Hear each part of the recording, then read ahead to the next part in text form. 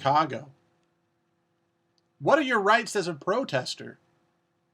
This was a classic example of a majority of the people attending these protests, or even the people attending these Trump rallies, the supporters, have no idea what their freedoms actually are. Let's not forget your rights stop at the end of my nose.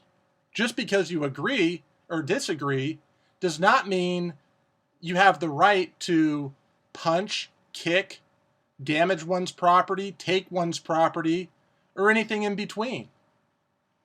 This also isn't your rights end where my feelings begin. Just because you're upset does not give you a reason to do those acts.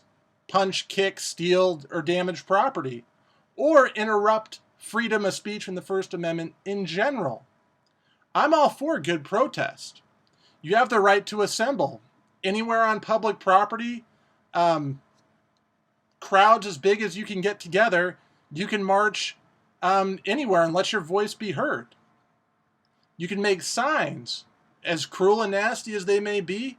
Go ahead, by all means. You can create signs and use that in your protest.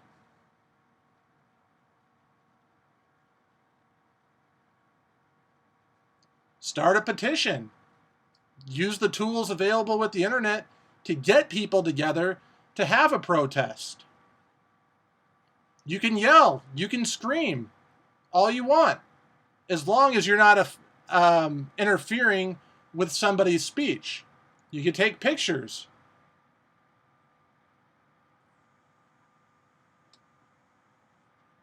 You don't have the right to take Burns' microphone, though. And as a supporter, you don't have the right to take the law into your own hand or break the law and punch somebody because you don't agree with the actions or the words they're saying. As a supporter, you have no right to push.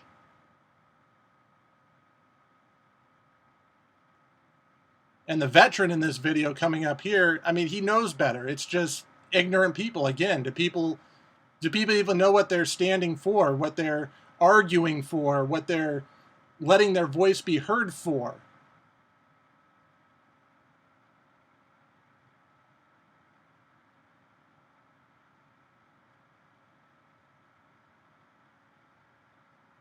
Here's the video of the gentleman again. You know, this guy's walking, he's being escorted out by the police. This guy comes and punches him. We might have to kill him. You do not have the right to kill somebody because you disagree with them. Here's the gentleman that tried to rush Donald Trump at a rally with Secret Service around. I mean, come on. How dumb can you be? That's a good way to get killed, by rushing a future president or a presidential candidate. Yep, there he is.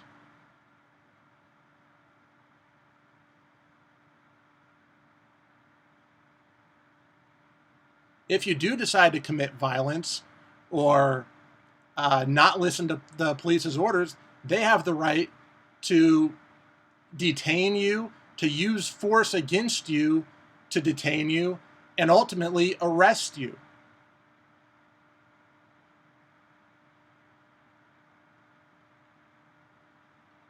Protests have been going on for years.